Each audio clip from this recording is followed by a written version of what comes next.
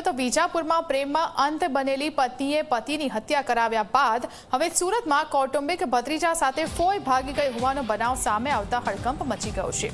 જી હા, સુરતમાં આ બનાવથી કૌટુંબિક સંબંધો લજવાયા છે। સુરતના નાનપુરા વિસ્તારમાં બે માસૂમ સંતાનો અને પતિને છોડીને પત્ની કૌટુંબિક ભત્રીજા સાથે ભાગી જતા ચકચાર મચી ગઈ છે।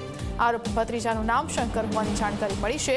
ઘરમાંથી રોકડા રૂપિયા અને 4 જોડી સોનાની બુટ્ટી લઈને પોતાની પત્ની ભાગી જતા પતિની હાલત દયનીય છે। એટલું જ નહીં, પત્ની ભાગી ગઈ એના 3 દિવસ બાદ પીડિત પતિના પિતાનું મૃત્યુ થતા પતિએ પણ આપઘાતનો પ્રયાસ કર્યો। તેના કારણે તેના 2 બાળકોનું કોણ તે એક મોટો સવાલ બની ગયો છે। તો જુઓ, દુનિયા કયા રસ્તે જઈ રહી છે। કોઈ પત્ની પોતાના પતિની હત્યા કરાવી નાખે છે તો કોઈ પત્ની પોતાના બાળકો અને પતિને મૂકીને બીજા પુરુષ સાથે ભાગી જાય છે। આવા કિસ્સાઓ વધી રહ્યા છે તે સમાજની દશા અને દિશા તરફ વિચારવા માટે જરૂરથી મજબૂર કરે છે। કૌટુંબિક ભત્રીજા સાથે પત્ની ભાગી જતા પતિએ આપઘાતનો પ્રયાસ કર્યો। એટલું જ નહીં, અઠવા પોલીસ પાસે મદદ માંગી હોવા છતાં મદદ ના મળતા પીડિત પતિએ વિડીયો બનાવીને નાયબ મુખ્યમંત્રી હર્ષ સંઘવી પાસે ન્યાયની ગુહાર લગાવી છે।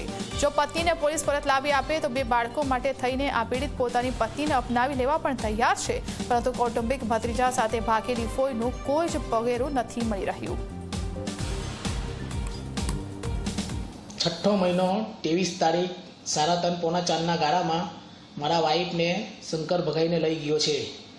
શંકર પડિયાર છે એનું નામ, અને મારા વાઈફનો ભત્રીજો છે ને મને હેલ્પની જરૂર છે અને મને ઇન્સાફ જોવે અને શંકરને સજા મળવી જોઈએ। મારા લગ્નને 12 વર્ષ થયા છે સર, અને અમારી લાઈફમાં દોસ્તાર તરીકે આવ્યો અને આવું અમારા ઘરમાં કાંડ કર્યું આ શંકર નામના છોકરાએ। પ્લીઝ મારી હેલ્પ કરો। મને સરકારથી અને હર્ષ સંઘવીભાઈથી ઇન્સાફ જોવે છે, ન્યાય જોવે છે અને શંકર નામના છોકરાને સજા મળવી જોઈએ।